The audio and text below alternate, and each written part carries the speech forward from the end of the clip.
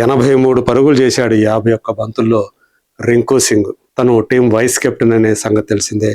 Ajinkya Rahane captain. మహామహులందరూ కూడా తన ముందు వాళ్ళందరూ కూడా పడిపోతూ ఉంటే తను మొత్తానికి చివరి దాకా నిలిచాడు.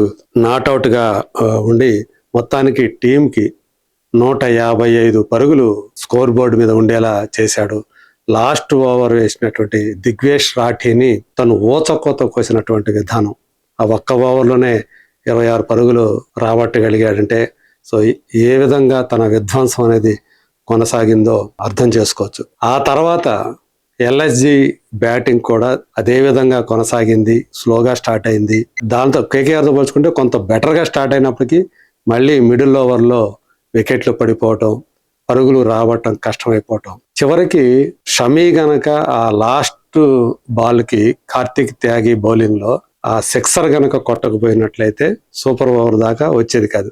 అసలు వస్తుందని ఎవరు అనుకోలే. ఎందుకంటే బ్యాట్స్మెన్ అందరూ అయిపోయారు, ఉన్నది బౌలర్సే. షమీ ఒక్కడే ఏదైనా బ్యాట్ ఊపితే ఏమైనా వెళ్తుంది అనుకున్నారు.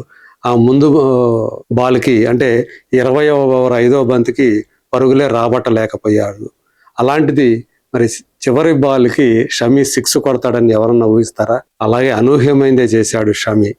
దానివల్లే స్కోర్స్ ఈక్వల్ అయ్యాయి. 155 సూపర్ ఓవర్ వచ్చింది.